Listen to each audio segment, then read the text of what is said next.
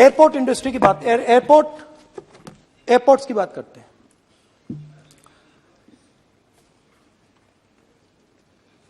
कुछ साल पहले सरकार ने हिंदुस्तान के एयरपोर्ट्स को डेवलप करने के लिए दिया। नियम था, there was a rule that anybody who does not have prior experience in airports cannot be involved in development of these airports. नहीं, गलत नहीं बोल रहा हूं।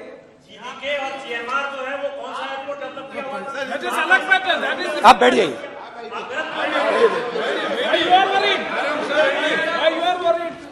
अडानी के डिफेंस में आ गए सर।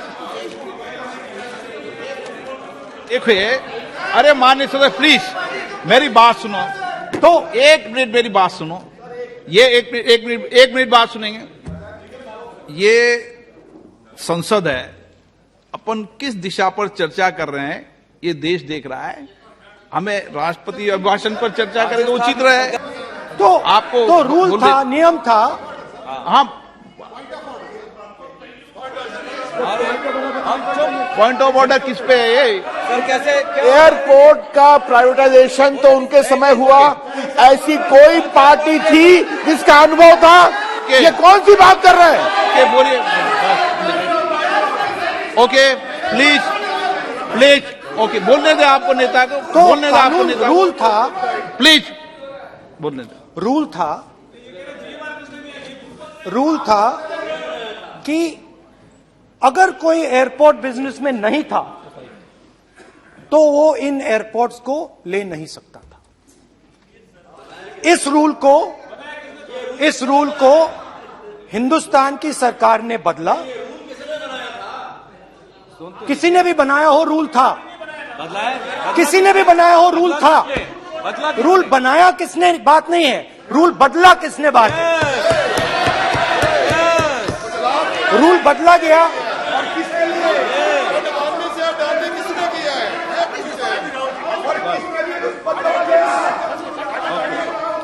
रूल बदला गया।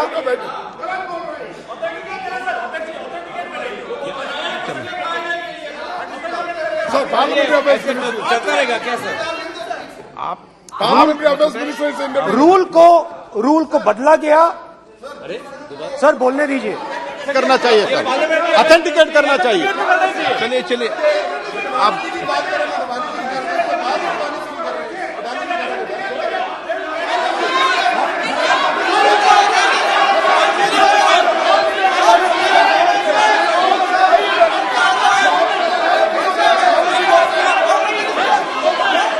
रूल बदला गया सर, स्पीकर सर।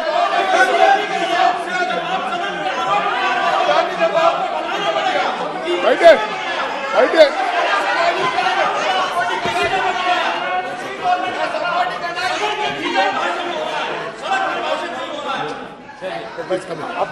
तो ये रूल बदला गया।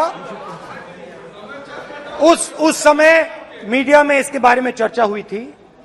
रूल बदला गया और अदानी जी को 6 एयरपोर्ट्स दिए गए।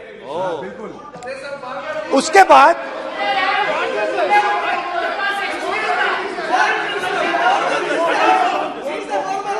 after that India's most strategic profitable airport, Mumbai airport, was taken away by GVK, hijacked by using the agencies.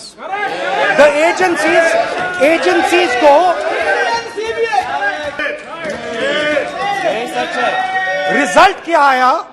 Result आया कि एयरपोर्ट्स में आज अदानी जी 24% हिंदुस्तान की एयर ट्रैफिक को अपने एयरपोर्ट से निकालते हैं और 31% एयर फ्रेट उनके एयरपोर्ट्स में से निकलता है। तो बताइए, बोलिए विधि मंत्री। और ये जो सर ये हाउस में सर ये बोल रहे हैं, तुम तो ज्ञान बांट रहे हो। बैठ जाओ। सर ये यहाँ बहुत गंभीर मिनिस्टर हैं ये देश ये राष्ट्रपति का उद्बोधन को लेकर एक गंभीर चर्चा हो रही है। जो भी मेंबर कुछ भी बात करे विद फुल रिस्पॉन्सिबिलिटी ऑथेंटिकेट करें। और ये वाइल्ड एलिगेशन अपना एक सोच के आया है, बिना तर्क के ऐसे वाइल्ड एलिगेशन लगा रहे हैं, ये कोई मतलब नहीं है सर, ये ऐसे नहीं बोल सकते और वो सर तर्क रखना पड़ेगा। अगर एलिगेशन लगा रहे हैं तो आपको पूरा डॉक्यूमेंट प्रूफ के साथ आपको रखना पड़ेगा। दे देंगे आप ऐसे बातें नहीं दे कर सकते। देंगे। और ये गंभीरता को समझिए, ये डॉक्यूमेंट्री प्रूफ दे देंगे। अब आपने जो पिछले स्पीकर थे उन्होंने फॉरेन पॉलिसी की बात की, हम भी फॉरेन पॉलिसी की बात करते हैं। चलिए डिफेंस से शुरू करते हैं। बहुत ऑप्शंस है, आप बताइए कहां से शुरू करें। बिजली, डिफेंस, कोयला, बहुत ऑप्शंस है। Defence, let us start with defence. अब डिफेंस में अदानी जी का कोई एक्सपीरियंस नहीं था, जीरो एक्सपीरियंस। कल मैंने प्रधानमंत्री को एचएएल में देखा। प्रधानमंत्री जी ने कहा कि गलत आरोप लगाया, मगर रियलिटी तो यह है कि एचएएल का जो कॉन्ट्रैक्ट था 126 हवाई जहाजों का, वो अनिल अंबानी को चला गया। अब देखिए, और ये जो फ्यूचर एंटरप्रेन्योर्स हैं, जो बिजनेस स्कूल हैं, हार्वर्ड यूनिवर्सिटी जैसे स्कूल हैं, इनको इसका केस स्टडी, इसकी केस स्टडी बनानी चाहिए, शायद बने।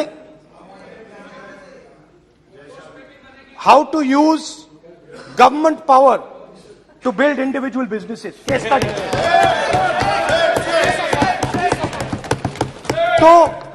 तो अब देखिए, अदानी जी की डिफेंस में इंटरेस्ट देखिए।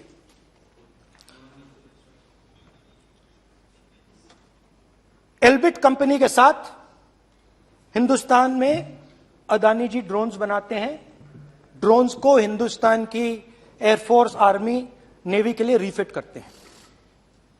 अदानी जी ने यह काम कभी नहीं किया है पहले। एचएएल यह काम करती है। हिंदुस्तान में और भी कंपनीज हैं जो ये काम करती हैं, मगर एक नहीं मिलता। ये मत सोचिए कि ये सिर्फ एक कंपनी की बात हो रही है, ये इंडस्ट्रीज की बात होती है यहां पे। जैसे मैंने आपको दिखाया, एयरपोर्ट का पूरा सिस्टम उठा के ले गए, 30% मार्केट शेयर एयरपोर्ट में ले गए, वैसे ही डिफेंस में करा। तो 4 डिफेंस की इनके पास कंपनीज हैं। यह काम इन्होंने कभी नहीं किया। स्मॉल आर्म्स, जिसमें टावर है जो हमारी स्पेशल फोर्सेस यूज करती है, आर्मी यूज करती है, जिसमें गलील स्नाइपर राइफल है, ये सब अदानी जी बनाते हैं। हां, उसमें पेगासस भी है, तो पता नहीं वहां से क्या मतलब, पेगासस कैसे आया, क्या हुआ, किसने दिया। अच्छा, एक और बड़ी इंटरेस्टिंग चीज है, एक कंपनी है अल्फा डिफेंस, जो डिफेंस इलेक्ट्रॉनिक्स का काम करती है, एवियोनिक्स का काम करती है, और बहुत स्ट्रेटेजिक कंपनी है। वो भी अदानी जी के हवाले कर दी गई, अदानी जी ने एक्वायर कर लिया। तो आपने देखा कि एयरपोर्ट्स का बिजनेस 30% मार्केट शेयर, हिंदुस्तान और इजराइल का जो वेपन्स का बिजनेस है 90% उठा के ले गए।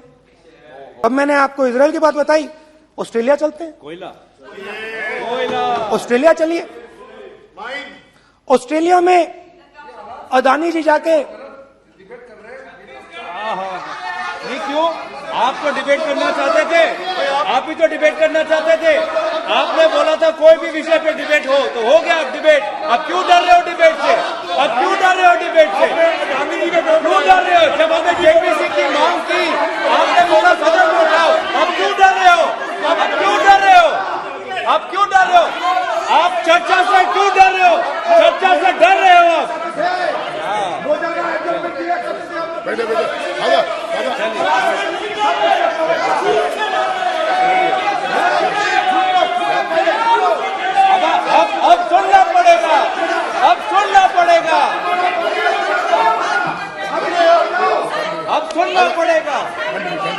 ऑस्ट्रेलिया जाते हैं, प्रधानमंत्री ऑस्ट्रेलिया जाते हैं।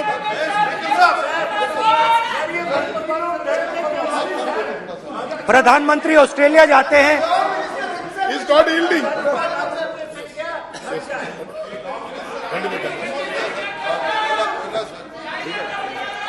ऑस्ट्रेलिया जाते हैं। क्या नंबर बताएं? 369। सर ये क्या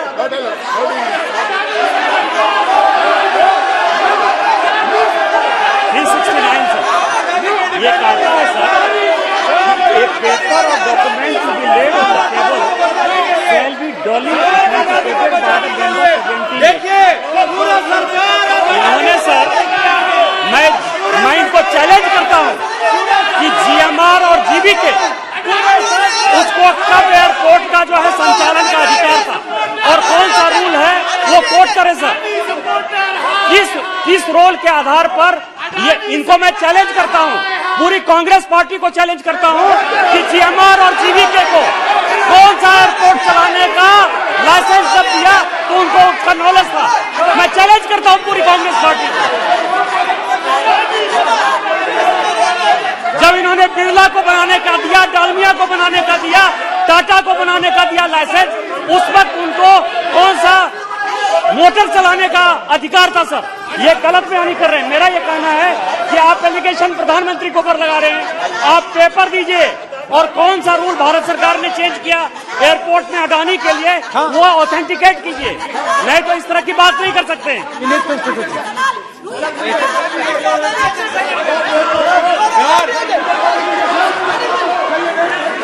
करना पड़ेगा, ऑथेंटिकेट करना पड़ेगा। राहुल गांधी जी आपको ऑथेंटिकेट करना पड़ेगा। आप ऐसा नहीं बोल सकते हवा में, आप हवा में बोल रहे हो और प्रधानमंत्री जी पर आरोप लगा रहे हो। आपको ऑथेंटिकेट करना ही पड़ेगा। आप ऐसे ही बोल रहे हो कि जीएमआर का जीवीके का समय रूल हाँ कहा था, रूल कोई रूल नहीं था। आपको यह तो ऑथेंटिकेट और ऑथेंटिकेट करके ही रखना पड़ेगा आपको। पहले रखिए और उसके बाद आगे बात करने देंगे, नहीं तो माफी मांगिए देश से। आप प्रधानमंत्री जी पर आरोप लगा रहे हैं, सर बोलने दीजिए। अनाप शनाप आरोप लगा रहे हैं, बिना किसी डॉक्यूमेंट के आरोप लगा रहे हैं प्रधानमंत्री जी पे। रूल 353 सर, रूल 353 है sir, no allegation of defamatory और incriminatory nature shall be made unless you have given notice. छोड़िए, वो तो प्रधानमंत्री के खिलाफ एलिगेशन लगा रहे हैं बिना नोटिस दिए, बिना कोई डॉक्यूमेंट दिए।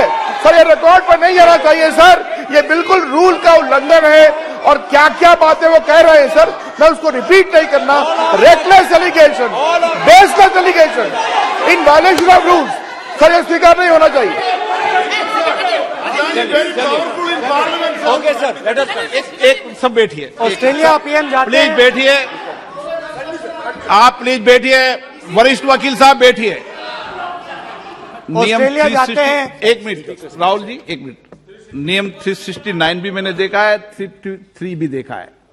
मेरा आग्रह है, सदन भारत की संसद है, हम एक ही विषय पर सारी राष्ट्रपति की चर्चा लगाए, ये उचित है क्या? फिर आपको बोलना बोले नहीं स्पीकर, गलत तरीका है। राहुल गांधी जी आप बोल रहे हैं, गलत तरीका है। क्या देश को संदेश देना चाहते हैं आप? क्या संदेश देना चाहते हैं देश को? चलिए राहुल गांधी जी। ऑस्ट्रेलिया में प्रधानमंत्री जाते हैं। आप बोलिए सर, स्पीकर सर,